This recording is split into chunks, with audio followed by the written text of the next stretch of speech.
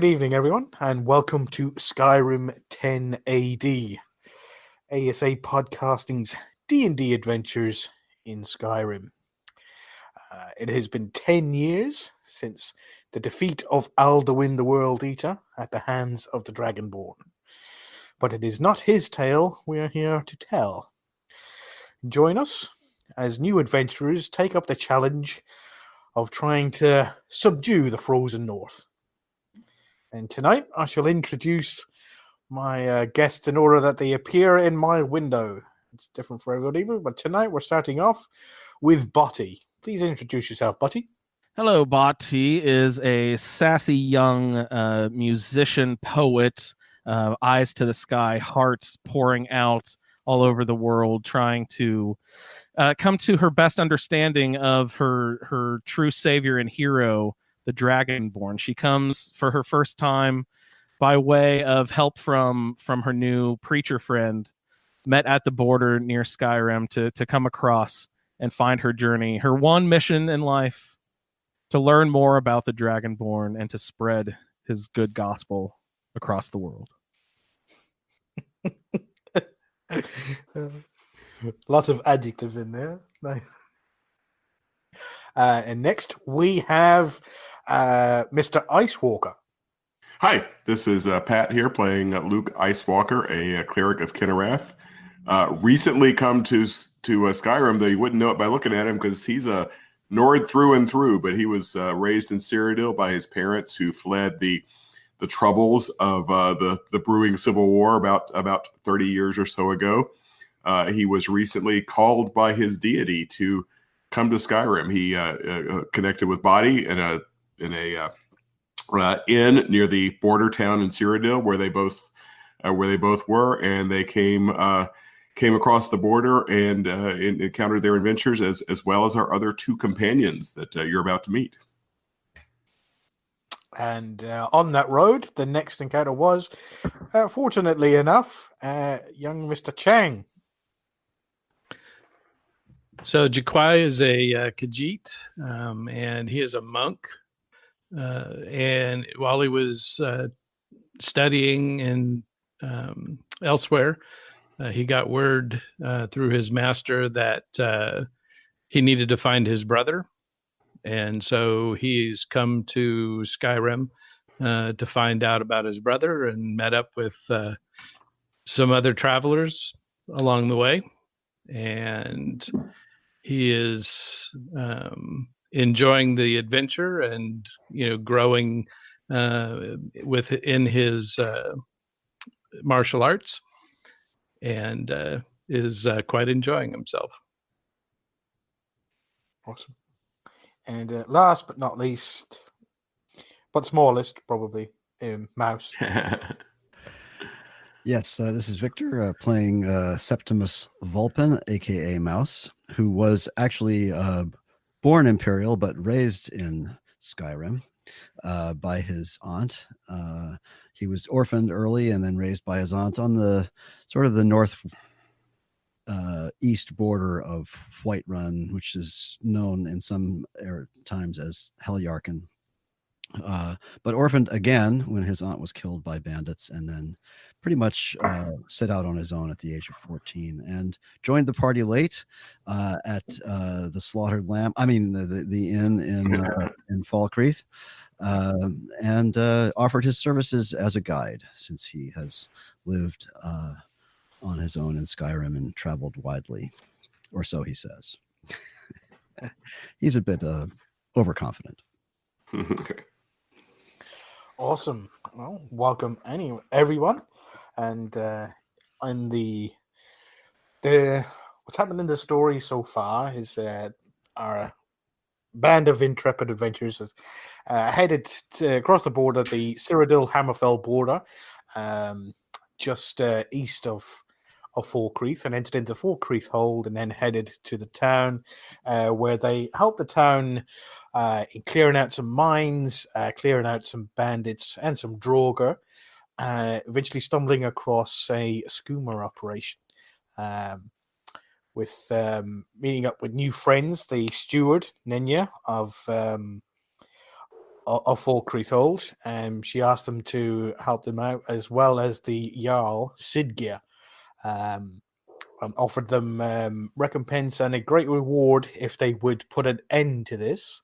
They met a couple of new friends and made maybe what hopes to be maybe some powerful allies in the form of the Jarl of Sidgeir, Nenya, and the legendary alchemist. You know her name.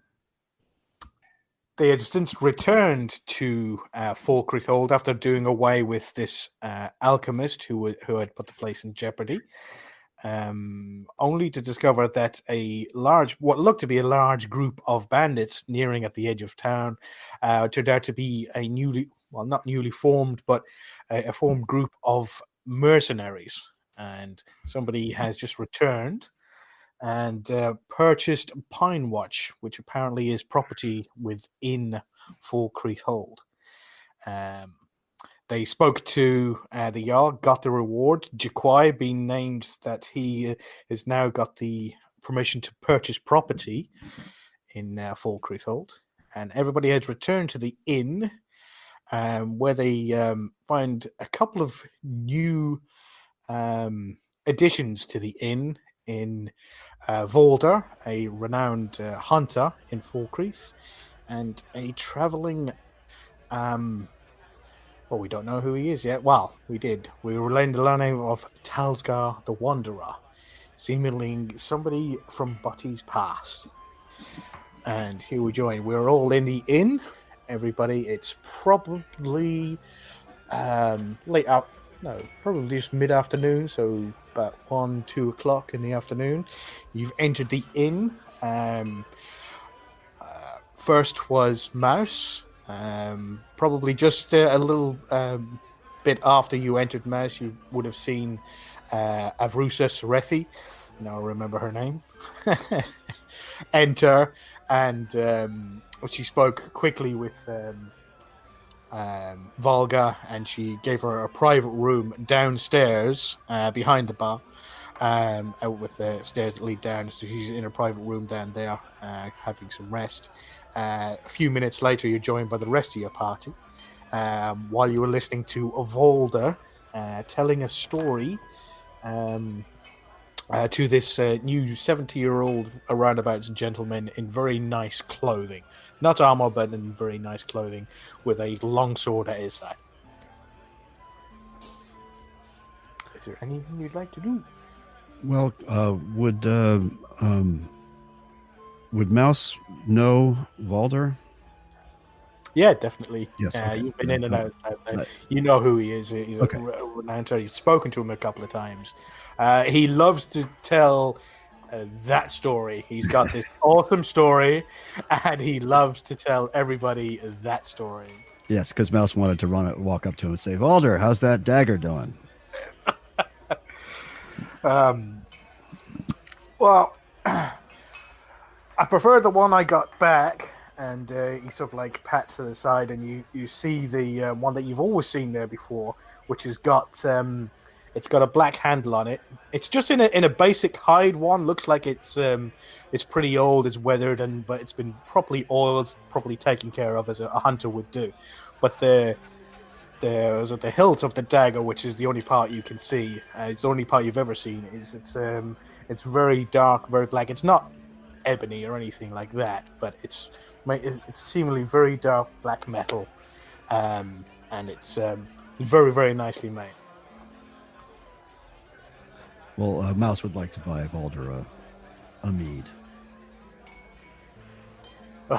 There's a good man. So what are the rest of you doing? As you enter the inn, after heading across, you come in through the door, and to the right you see the two ladies that you seen earlier on. One of them, they're quite tall, not as tall as you, Luke.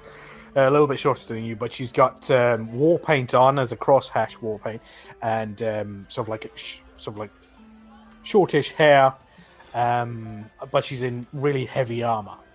And as I said, she's like, got loads of scars above her lip, down the side of her face.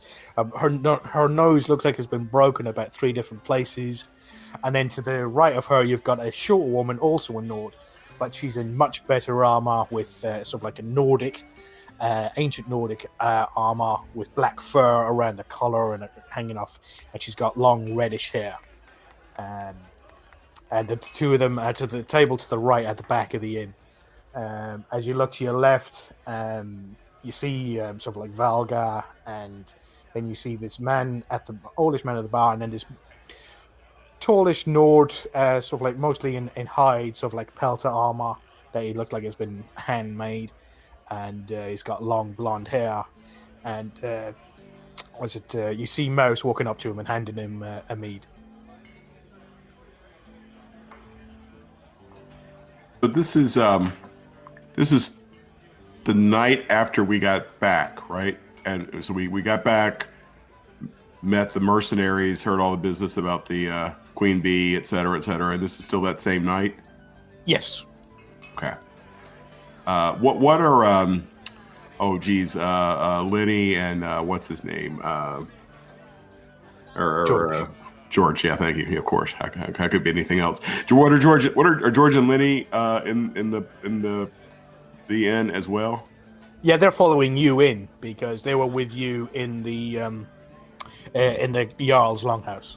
Yeah. Okay. Now Mouse wasn't there. Mouse was off doing something, so he hasn't heard all that. Yeah, all that business. He didn't hear about the rewards. What Avrusa said to Sidgear or anything like that. So Luke finds himself in need of a moment. Jaquai, are you here? Are you here in the inn as well? Yes, I am.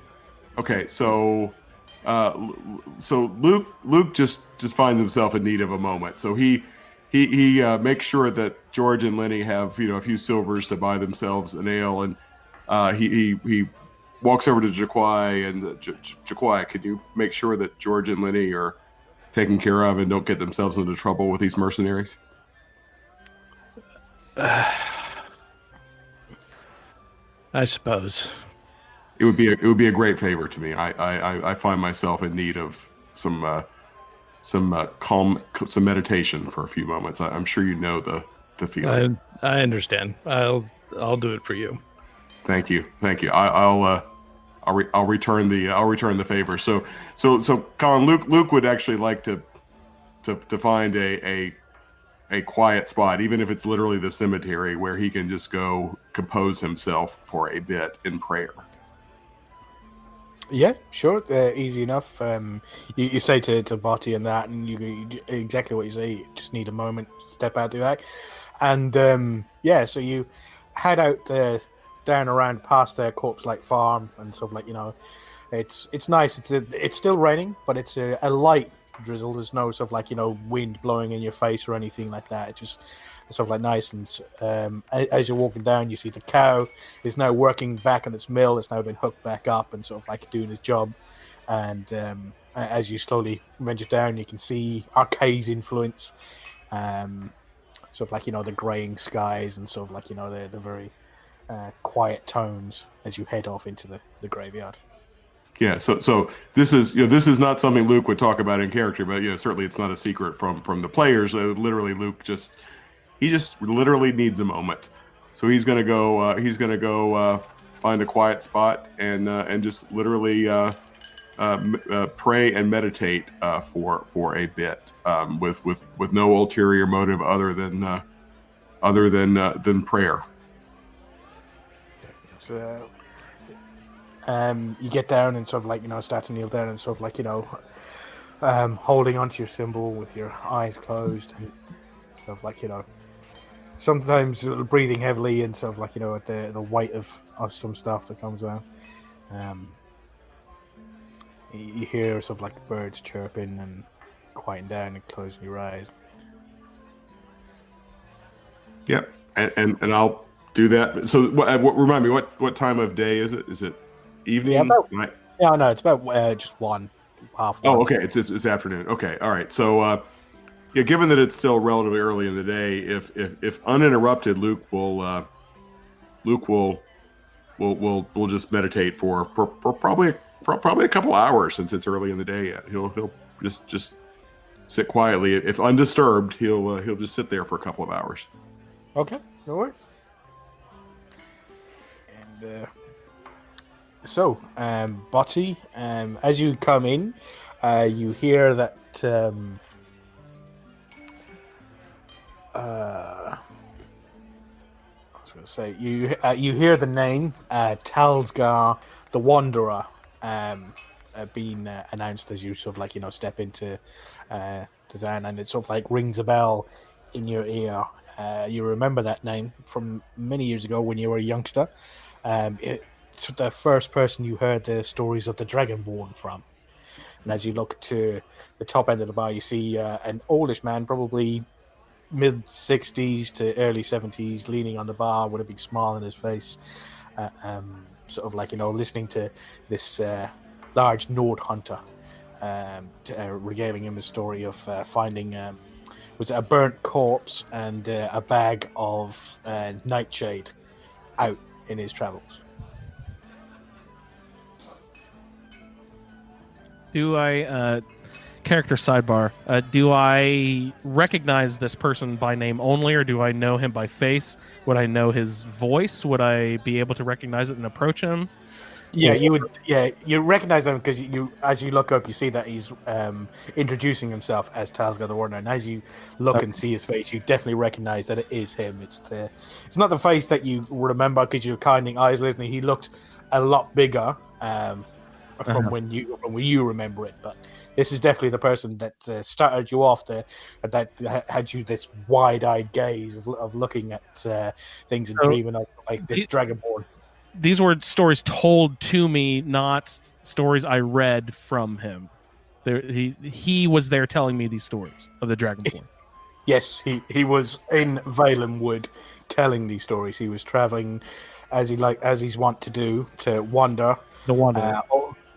To wander all over Skyrim, and he at Skyrim and Imperial, it seems. And he's spreading tales. The one you like the most is the one where the Dragonborn left Dragon's Reach, the keep in Whiterun, on the back of a dragon and sailed off into the sky.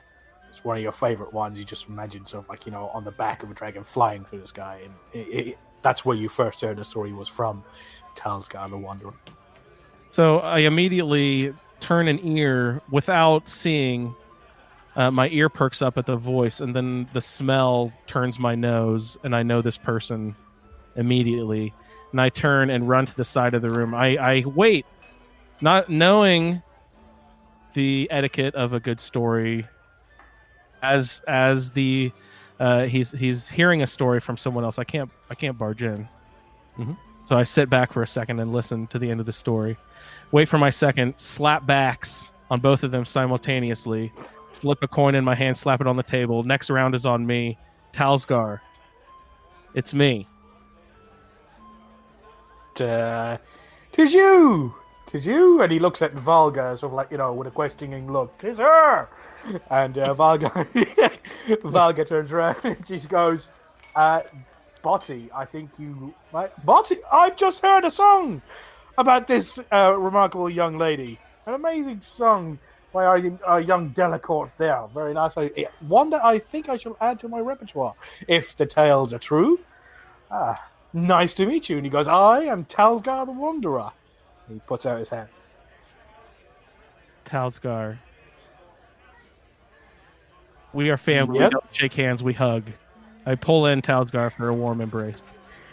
Ooh! And he goes, this is the part of the job I hate the most. And he squeezes you the hardest and lifts you off of the ground. And he goes, nah, if I only knew who you were, I'd make this moment totally perfect.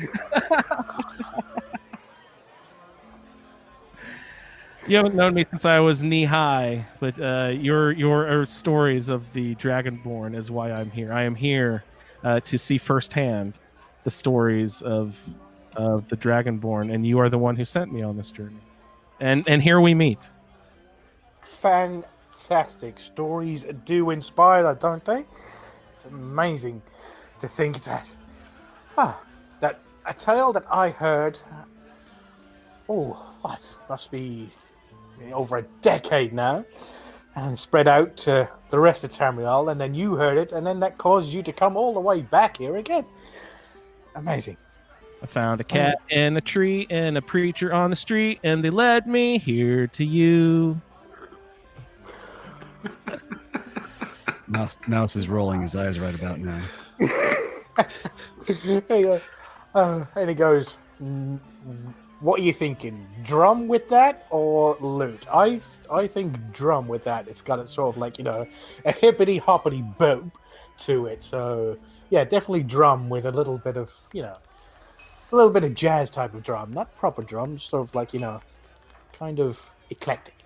Need a range of drums of different octaves, different sounds.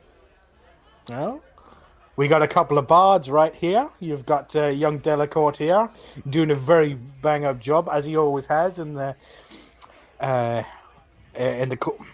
forgotten the name. Where am I, Valga? The slaughtered lamb. Dead man's drink, she says, as her brain starts finally working. Amazing. Speaking of drink, I believe the young lady has already paid you your gold. And Valga sort of like puts it down. She goes, Botty's gold is no good here. And she takes out some Blackbriar Reserve and puts it down in front of Talsgar and gives you a normal Blackbriar mead. And gives just a mead, just a Nord mead to Valdo. Goes, what about me? You already got yours, and I'm sorry, but he's already finished that one that you've already bought him. Fine. A touch thirsty, are we? It's always thirsty work. Heading home. He's sort of like the anticipation, and he goes across the border this morning. I just had to and get in here and have myself a nice meal before I head off back up to Solitude back home. They're in need of me, apparently, so I'm heading up there, but I'm taking the long route, which is the best one, is the favored one of any good bard. Oh, I'd quite like to see Solitude one day to visit the college. You haven't been? Again and again. But you haven't been. That is a shame. But I have heard tales of you. You seem to have had some adventures and misadventures in Falkreath of late. And he goes, well, how are you enjoying Skyrim so far? My pen cannot move fast enough. It's those moments of inspiration that you're going to miss when you get to my age, when everything else moves apart from the pen. Move better if you didn't drink so much mead, Mouse mutters. Wow. So, is it just regular adventurer you want to be? So you want to enter, just going see the Bard's College, or is it to enter the Bard's College, young Butty? I am but a beacon unto the Dragonborn. First and foremost, I must seek his knowledge, and he will guide me if I am to join, or nay, lead the Bard's College one day. Well, with balls as big as those, I could probably see that happening.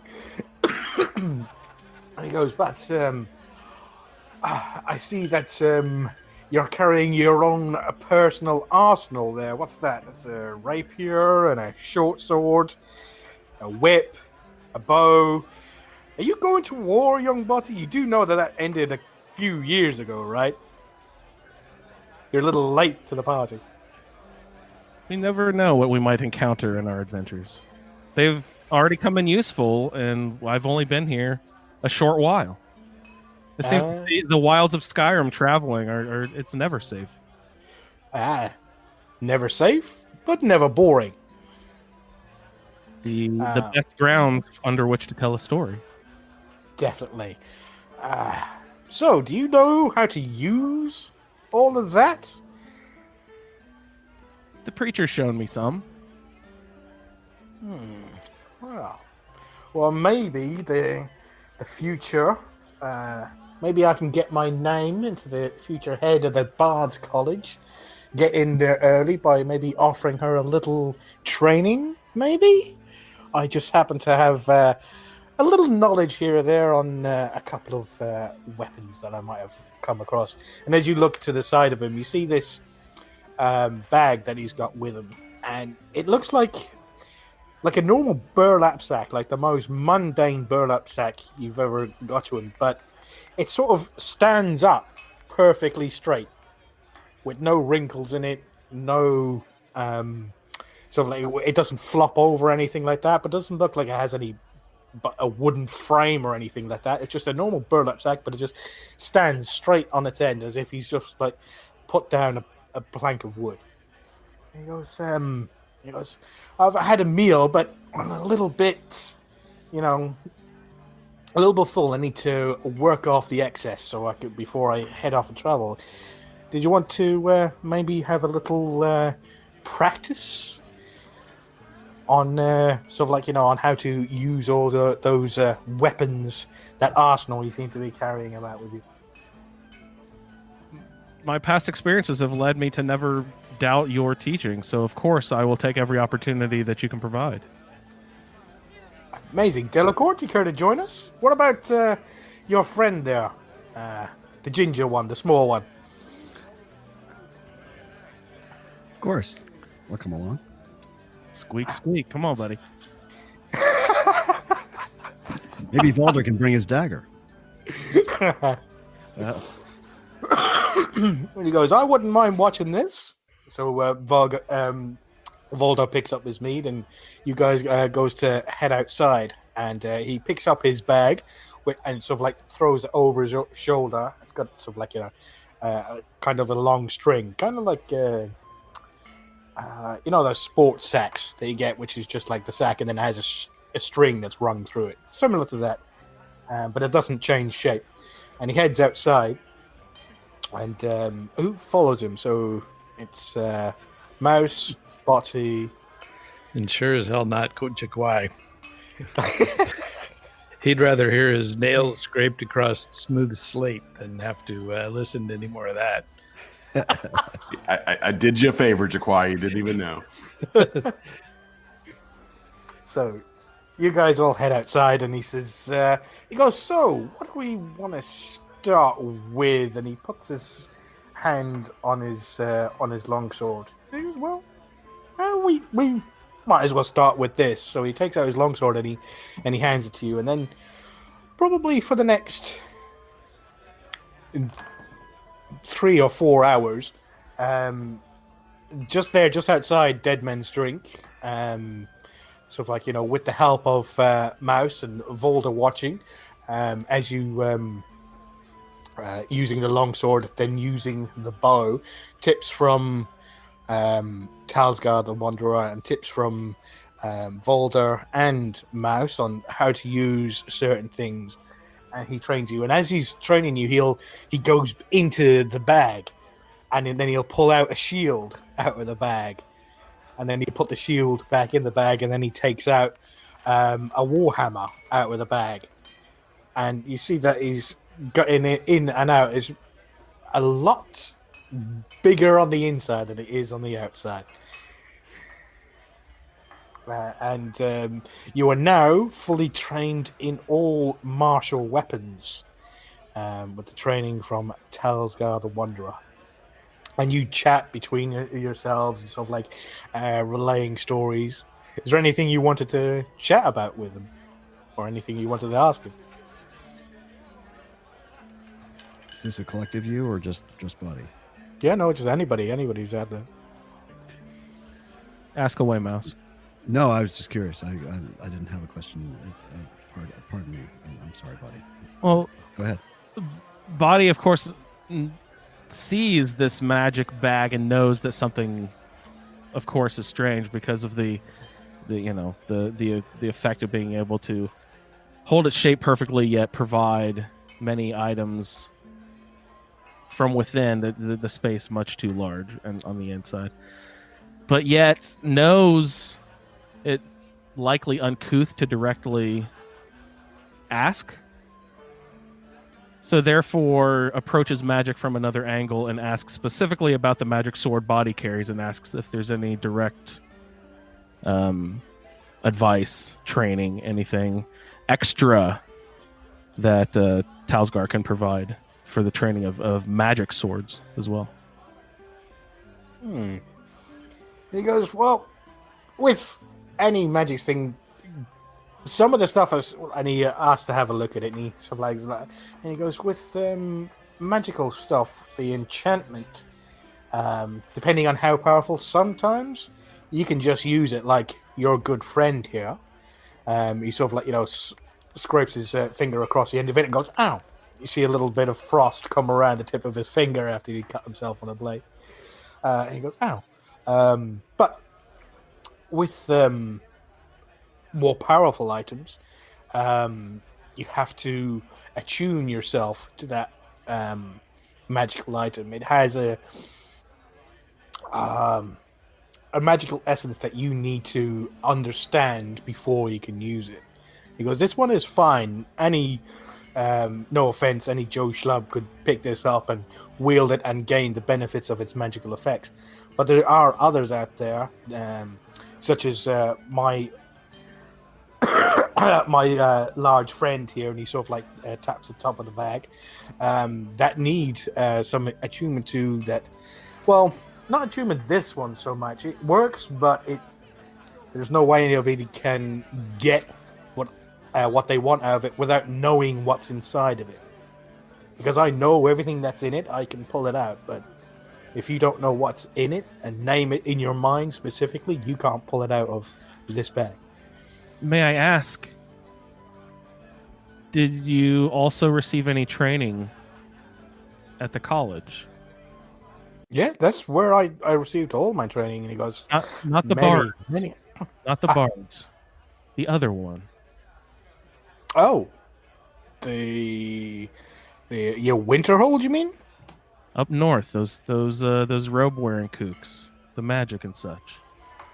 Oh, I have learned some of their tricks, and it's always best to widen your horizons and sort of like broaden your spectrums, as it were. And he goes, there's a few with their tricks that I've added to my own repertoire, and it aids me greatly.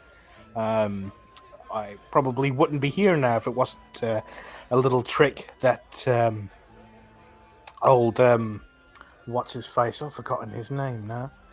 What's the bearded guy?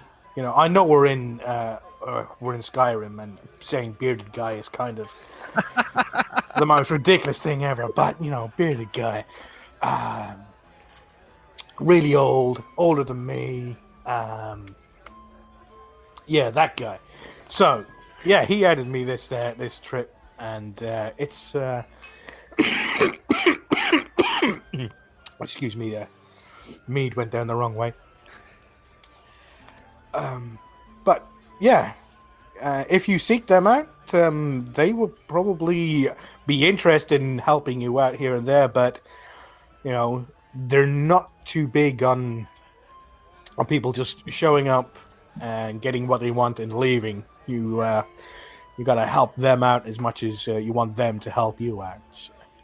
I've heard tell the Dragonborn also trekked through, so I must make the pilgrimage eventually. Trek through? Yeah, he's the that's the guy is the master wizard. That's who I was trying to think. Yeah, Tolfdir, that's him. He's the master wizard, but you're our good friend, Mr. Dovahkiin. He's the head of that college now. Yes. I'm not too sure Whether he's been there lately, it's been a few years since I've spoken to him. It's probably when it was last in Solitude. The Dovahkiin's been to Solitude, of course. I know this, but still, every mention of his name puts me more in awe of any place that I've heard that he's been.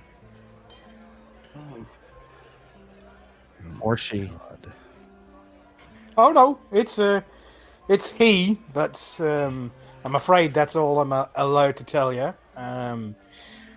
He told me that, especially nowadays, names have power, and if you know certain people's or certain things' name, it gives you power over them. So, yeah, Dragonborn, Dovahkiin, that's pretty much what most of us know him as, apart from his close and personal. Not to ask this cliche bard question, as everyone does, but please, if you were me, what questions would you be asking right now?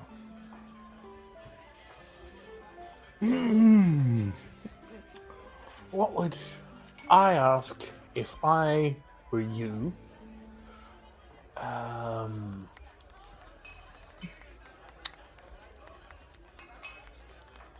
Do you know my sister is into older bards?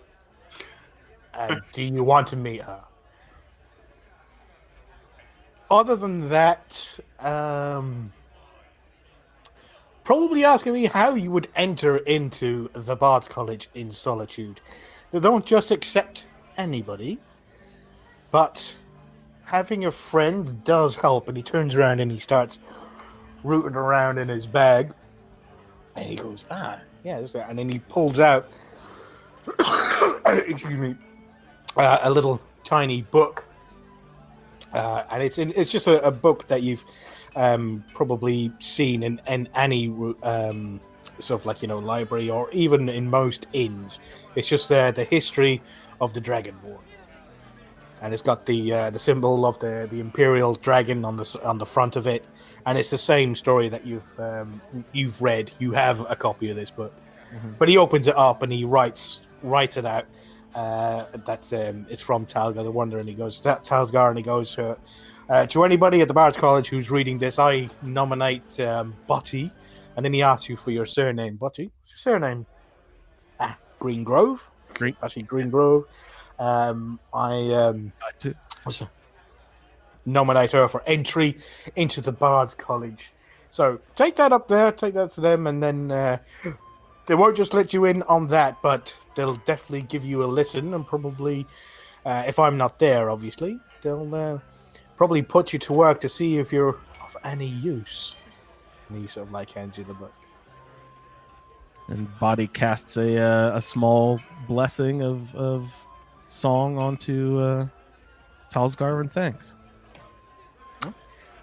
Any particular song that you want to sing, or any sort of like subject you want to sing about? Can you guess? I don't know. The Hag Raven and Troll Love. It's only. Sorry, it's an oldie but goodie. I know you guys have heard it way too much recently, but we got to do another Dragonborn comes. But we're gonna do the alternative. Is it Milaka? We're gonna do her version instead. Oh, okay. Well, we got to do this. Valder, if I hear that song one more time, I'm going to puke. You want to meet my friend Jaquai? Let's go back in the dead man's drink there. And he goes, don't worry, we're following you in. I need an audience for this. And he goes, I can't be wasting my talents on the goat. Yeah, and he follows you back in. And probably it's been about 2-3 hours now that you've been out there practicing, and so, as I said, you've had training from a little help from Mouse and from Volder on how to use a longbow. So you have a short bow, but you can now use a longbow. But I will say this, you still can't use that whip. But you did say that she or both of us now have training in martial weapons? We no, just Buddy. Just Buddy, okay. practice, Buddy. You were giving tips and advice to Buddy, but that whip, putting a special marker on it, is that he doesn't know how to use a whip. You haven't received training in how to use it, and it's not like every other weapon, and it's not a Skyrim weapon. It's not something simply that you throw at someone or push something towards an enemy to stab them and stuff like that. You've got to have, so if you want to, either one is, seeing as you own it, Mouse, if you want to, you can start practicing with it, and probably an hour's practice each day, and then a little roll to see how well you go with practice, to see if you want to train yourself on how to use it. But there'll probably be a bit of pain involved if you want to go that route. No, that's why Mouse gave it to Buddy. His hand's still sore from that experience. His body's about to have some facial scars or something, I think. But there probably will be an opportunity to run across maybe somebody who's trained how to use it to offer to show you how to.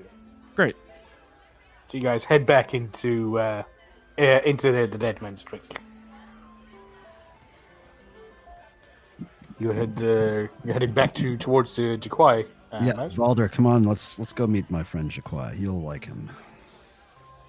And so we go over and sit down next to Jaquai, and I introduce Valder, and then I look at Jaquai, and Mouse says, so what happened to the Longhouse? I think that story can wait for a more private time. Okay, understood. Apologies, Valder. I didn't mean to involve you in a private story. Let me buy you another mead. So Mouse is going to sidle up to the bar and buy another round.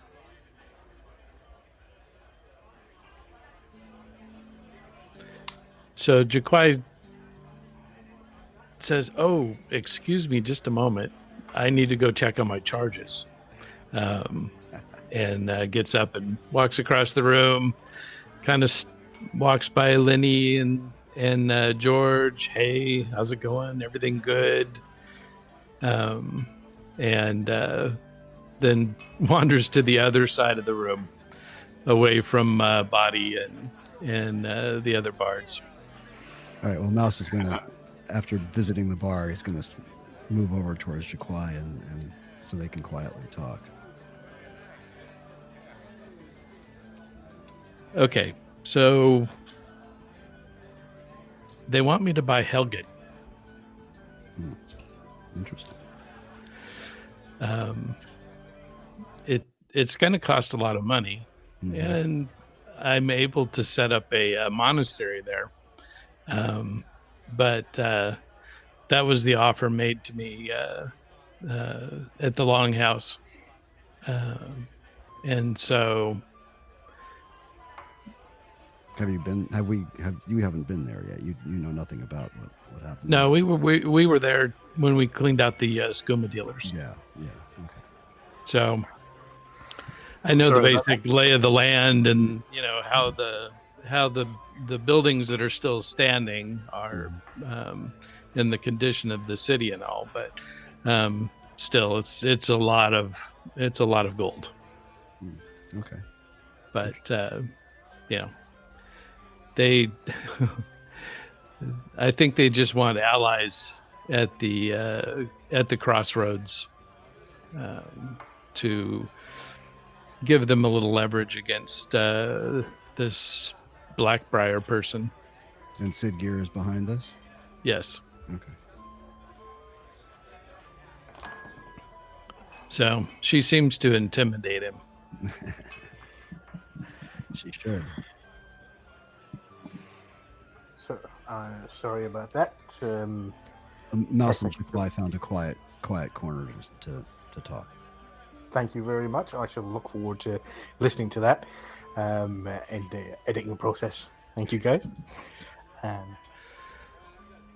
So I would say, was it with Luke? Sorry, not Luke. With George and Lenny. No, No. Jaquai contrived a way to get a quiet corner, and Mouse followed him over there, excused himself from Valder, and bought him another ale, and so they just spoke briefly about Helgen. Okay. Awesome. So as you are there chatting, and you hear the familiar sounds of the starting tunes of the Dragonborn comes starting up in the main room, and Butty and Talsgar harmonize quite well. Mr. Delacourt joins them on the flute as an accompaniment. He doesn't actually sing along with them, but as an accompaniment with the music. Probably right about now. I mean, it's up to you, Pat, but probably right now you're probably finishing up in your meditation. Yeah, that's just what I was thinking. A couple hours. Luke, gets up, just dusts the detritus of the wherever corner of the graveyard or wherever he found a quiet moment, and wanders back in.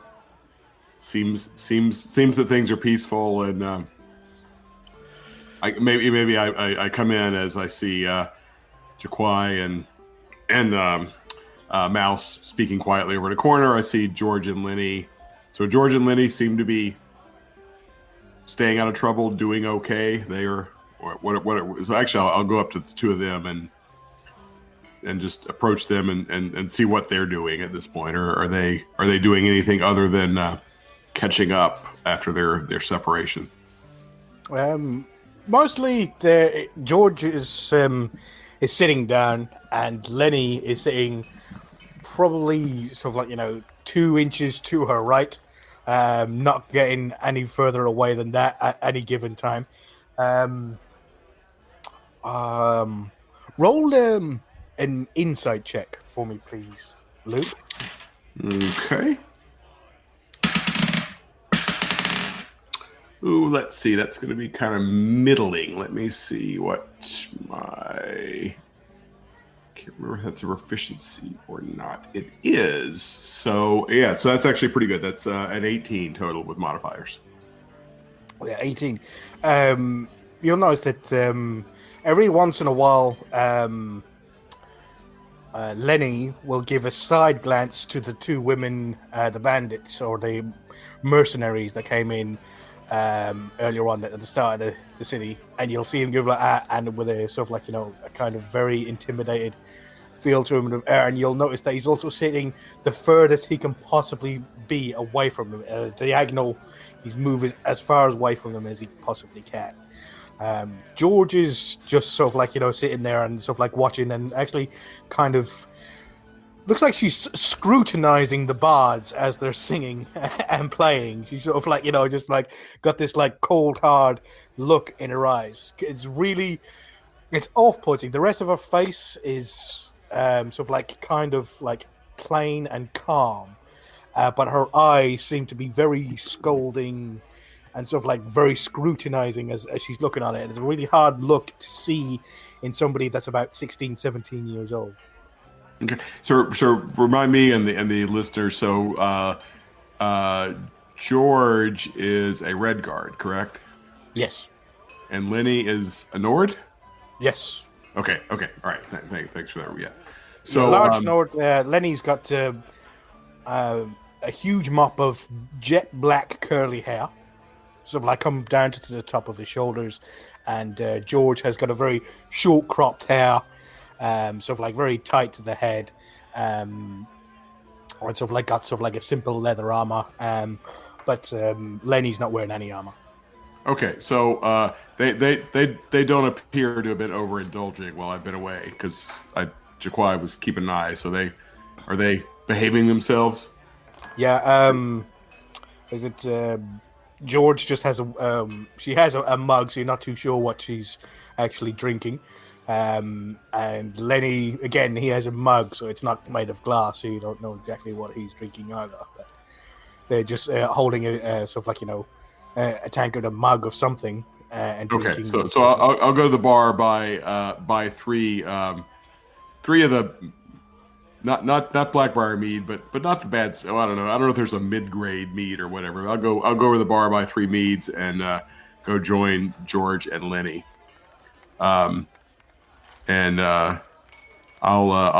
them each a mug, regardless of whether they're done. I don't know what they're drinking, but I'll just hand them a mug, and I'll seat myself. I'll seat myself by Lenny, and I'll just sit quietly for a moment. Does he continue looking at the two women? Every once in so often he'll just side eye them, making sure that they're not looking at him and sort of like not walking up to him. When you come over with the drinks, George just puts her hand up and she goes, "No thanks, I don't." When you offer the drink to Lenny, as you look in his mug, he's got milk in his mug, and he's sort of like, he looks to George and then he looks to you, and he's not too sure. It looks like he's never actually tried alcohol before, and he's he's sort of like looking at George, and she just sort of like shrugs her shoulders at him, as in like, it's fucking your decision. You're a grown ass man, and he's like, and he takes it from you and sort of like gives it a sniff, and he's sort of like looking at it, finishes off the milk, and he's sort of like studying it for the moment. Liddy, it's your choice. I would encourage you. This is we're very safe now. This is a good time to try a little mead. If you don't like it, you never have to drink it again. It's your choice. He goes, "It smells like honey." Takes a sip. He goes, "Ooh, that's really sweet," and then he starts chugging it. Slow down. You're a big man. Yeah, he's got some real rosy cheeks right about now. All right, Liddy, it's important to pace yourself. We'll go through this together here. So now, given his size, I once he finishes that one, I put the one that George didn't want. I put in front of him, and I hold my hand on it, and I say, "Now we're going to learn to pace ourselves with this one." And I take my mug, take a very small sip. I look at him and encourage him to do the same. Yeah, he's like staring at you intently, as if he's willing to learn if this is how it's supposed to be done. Then it's just like, "It was so sweet, it was lovely," and he says that, "Oh, that was really sweet, nice," and sort of like he takes a little sip like he's going to, and then as he is here, this big as he sucks up, he's trying to get as much of it in a little sip as he possibly can. No, Lenny, this is a gift. This is a gift. This is a gift to the gods. You should enjoy it, but you should enjoy it in moderation. I'm sure you've seen those around you. You know what happens when the gifts of the gods are abused. So you should learn to enjoy in moderation. Enjoy the fruits of the earth, the fruits of nature, but don't let it control you. Don't let it control you. George just nods her head, and she sort of looks at you, catches your eye, and she just goes, "We're from Riften. We know exactly what happens when you get a bit too much of that. That's why I abstain."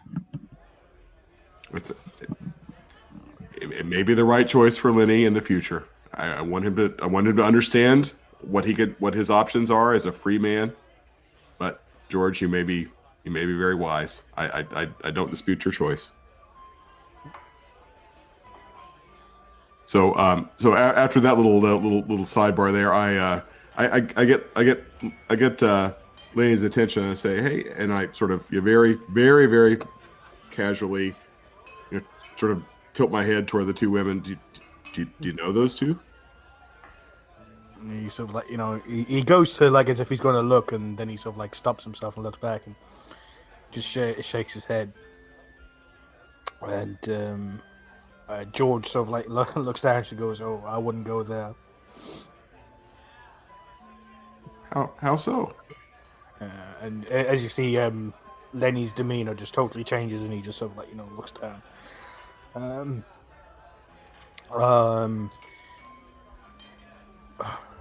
Not so much with me, but there's a reason why he calls me his older brother, as she sort of nods her head like that. He seems to have had some trouble in the past. And when there are people like that, they're it kind of, I don't know. He hasn't told me exactly what happened, but it's not good. Okay, Lenny. If it's something you ever want to talk about, I'll be happy to listen. But this is not the time or the place. So you're safe. You're among friends. There's a lot happening here. You're healthy for the first time in a long time. You're reunited with George. There's a lot to be happy about. But it's good that you're being careful. He goes, they're not good. They're not good people. I can tell that. I know people like that. They just hurt everybody. So you want to stay away from them too. And he gives you a real serious, like, looks you dead in the eye, and he goes, "You want to stay away from them. They just want to hurt people." Well, Lenny, I don't know the two of them. I don't want to judge them. There are people in the world who only want to hurt people. I don't know. What makes you think those two are like that?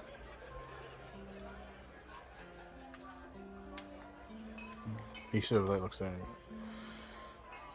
George is looking at him now as well. They're and he takes a big gulp of his thing. And he goes, "What?" And he just shakes his head, and he sort of like stands up and starts looking at Botty and Thingy again. Make make a persuasion check.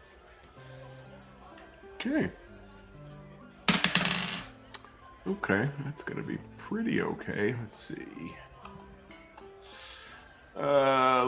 That's a charisma, right? Yeah. That'll be an 18. 18. Right, as you excuse me, as he stands up, you have a look as he sort of like, he's putting down the mead, and he's sort of like, he's rubbing up the back of his hand up his wrist, and again you see those big long scars going down his forearms from just below where his elbow is all the way down his forearms to the top of his wrist, and you see these long scraping scars that are on his on both of his forearms, and you just see him rubbing across the back of his forearms and on the inside of it as well. It's just he's his head, and he goes, "Women like that are evil. And they just want to hurt you, and they're not like Mrs. M, and they're just bad, just really, really bad." And he turns around and continues watching. So when he was when we were fighting the alchemist, and he was sort of building up his battle rage, was he? I'm trying to remember from that session. Was he like rubbing those scars to sort of stoke his battle rage? Yeah, he got both of his hands and clasped as if he was doing a wrist handshake with somebody else, but he was doing it with himself, and dug his nails into his arms and scraped them all the way down his forearms, opening up old wounds, and that's how he got into his rage before he went into fighting. Okay.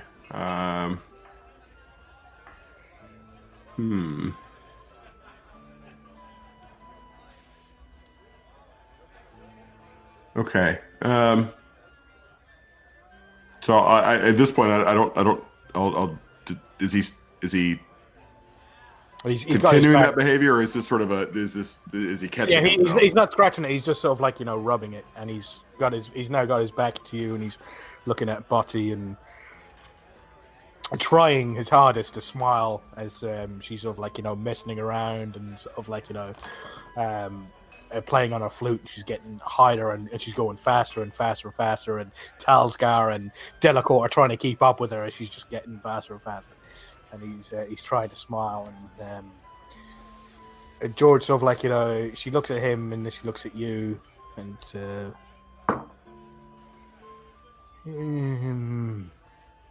she sort of like puts her hand on the back of your hand and just shakes her head. Oh, okay, I'll trust George. I'll just chill and see if Lenny can sort of get himself under control. And she leans into you and tries to whisper to you, and she goes, "Better him being afraid of him than him attacking him, right?" And I nod, and I just keep my eyes on Lenny, and then I nod.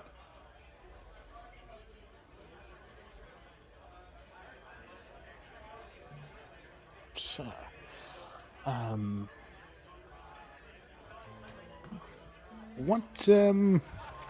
so at this point, I'd say Mouse and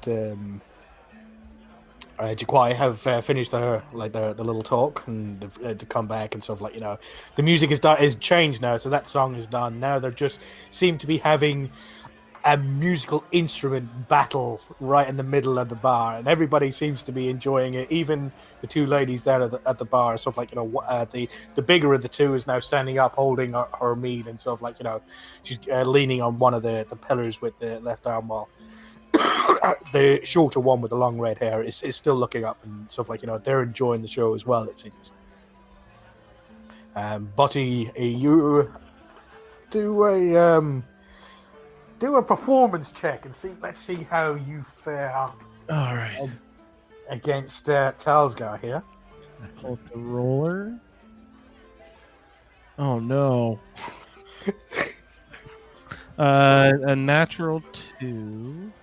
Oh, That is terrible. It doesn't even matter what my enhancers. What is performance? you have proficiency in it, so charisma modifier. So only 5.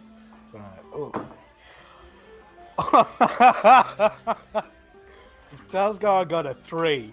Sweet. This is the worst concert anyone has ever heard ever. Fucking hell. This is awful. No wonder Mouse hates it. It's like that thing where you think you're really awesome, and then you're recording something, but then you listen back to it and you're like, oh my god. You don't actually know it while you're doing it, but then Body looks on the faces of everyone in the room, and then it comes over her. Oh my god. Terrible. What are we doing? He does have a proficiency bonus of +10 and a charisma modifier of +5, so that's a total of 18. Yeah. So we're added to his 3. So yeah, he puts in still a very good performance. It's not one that you would expect of somebody of his caliber. It's pretty, mediocre to the rest. You've heard better bards, all of yous. I've heard better bards in their eyes.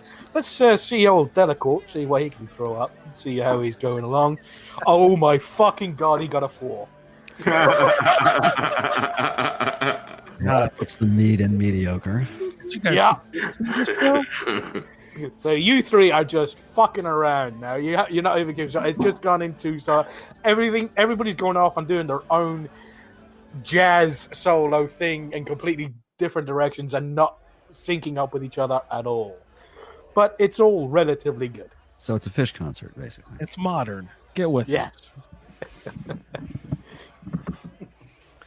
So Jaquai's enjoyed the opportunity to try deep trance and has projected himself onto a sunny rock and elsewhere, sitting in the midst of the warm sand, oblivious to all of this shrinking that's going on around him. And he appreciates them for the opportunity to test himself in such a way. Roll a wisdom check, please. Oh, that's just cruel. You gave me a -1. I didn't. The dice gods did. Okay. 10. 10. Yeah, no, you keep Oh, on falling. wait. I have a +3 for wisdom. Sorry.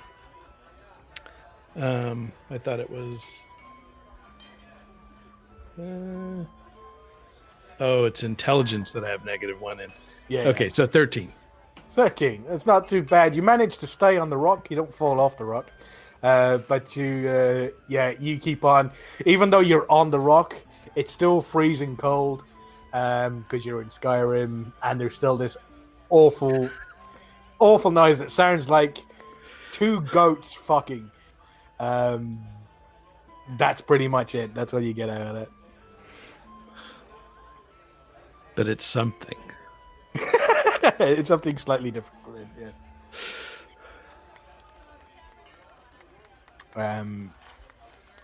So Mouse is just sitting in a very dark corner, sipping his beer.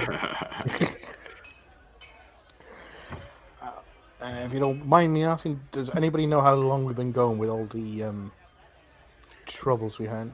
Probably about an hour since we really started. Just over an hour now.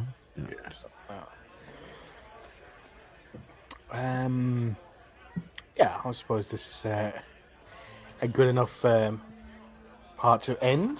Yeah, Michelle stopped in to say hi, by the way. Just he said hi and then took off because he didn't want to waste his podcast times, as he said. Thank you for dropping by, Michelle.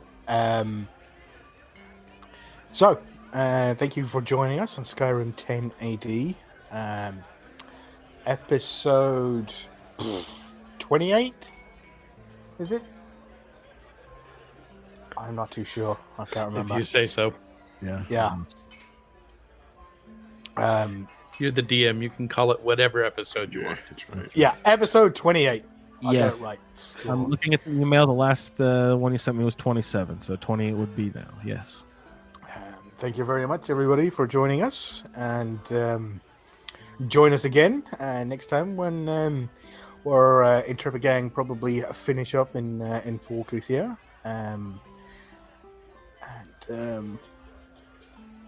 Yeah, I'm kind of at a loss for words for some reason.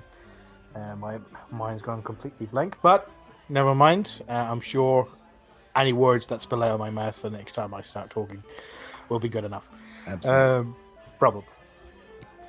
Thank you very much, and we're going to take a 5-minute break if you're watching on YouTube. Thanks, guys. Thanks, everybody. Thank you. Hey, everyone. Bye night.